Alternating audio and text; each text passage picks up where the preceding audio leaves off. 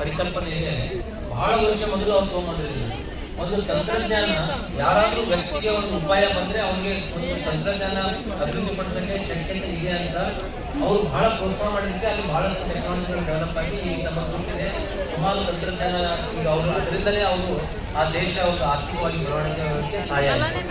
ಅದೇ ಒಂದು ಪರಿಸರ ಈ ಒಂದು ತಂತ್ರಜ್ಞಾನ ಶಕ್ತಿಯಾಗಿ ಹೇಳಬೇಕು ಅನ್ನೋದು ನಾವು ಪರಿಸರ ನಮ್ಮ ದೇಶದಲ್ಲಿ ಈಗ ಇದರ ಒಂದು ಯೋಜನೆ ಮುಖಾಂತರ ಮಾಡ್ತಾರೆ. ಈಗ 2014 ನಂತರ ಅಂದ್ರೆ 14 ಸ್ಟಾರ್ಟ್ಅಪ್ ಇಂಡಿಯಾ ಅಂತ ಘೋಷಣೆ ಮಾಡಿದ್ರು ನಮ್ಮಲ್ಲಿ.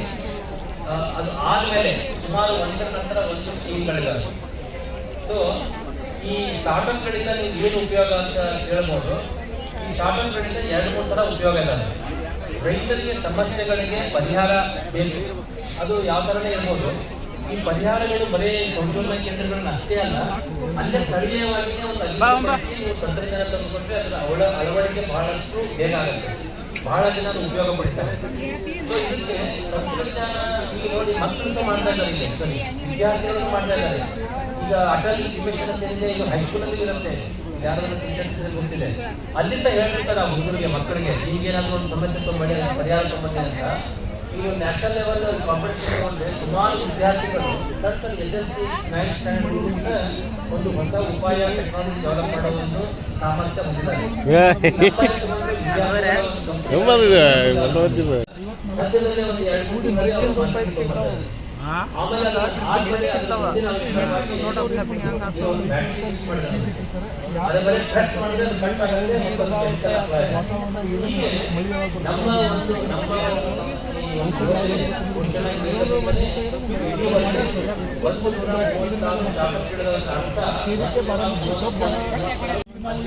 ಆಮೇಲೆ ಕಟ್ ಮಾಡ್ತೀರಾ ಹಾಗೆ ಅದು ಲೇಪನ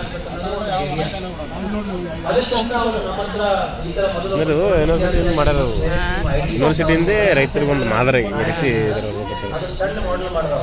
ಈಗ ನಮ್ಮಲ್ಲಿ ಅವರಿಗೆ 3 ಲಕ್ಷ ಅನುದಾನ ತಗೊಂಡ್ಬಿಟ್ಟು ಅದನ್ನ ಒಳ್ಳೆಯ ಒಂದು ಡೆವಲಪ್ ಮಾಡಿ ಈಗ ಬಹಳಷ್ಟು ಬೇಡಿಕೆ. ನಾನು ಕಲ್ತಿಲ್ಲ, ನನಗೇನು ಸಹಾಯ ಇಲ್ಲ, ನಾನು ಹಾಗೆ ಮಾಡ್ಬೇಕಂತ ನಿರಾಶೆ ಪಡೋದು ಬೇಕಾಗಿಲ್ಲ. ನೀವು ನೇರವಾಗಿ ನಮ್ಮಂತಲ್ಲಿ ಬನ್ನಿ, ಪೋಷಕ ಕೇಂದ್ರಗಳಂತ ಇರ್ತಾವೆ, ಇಲ್ಲಿನೂ ಇದೆ, ಬಿಜಾಪುರದಲ್ಲಿ, ಧಾರವಾಡದಲ್ಲಿದೆ. ನಾವು ನಿಮ್ಗೆ ಬೇಕಾದ ಸಹಾಯ ಮಾಡ್ತೇವೆ. ಆದ್ರೆ ನಿಮ್ಗೇನು ಸಮಸ್ಯೆ ಕಂಡುಕೊಳ್ಳೋದು ಉಪಾಯ ನಿಮ್ಗಾಗಿರ್ಬೇಕು. ಮುಂದಿನ ಸಹಾಯ ನಿಮಗೆ ಸಮರ್ಥನೆ ಪ್ರೋತ್ಸಾಹ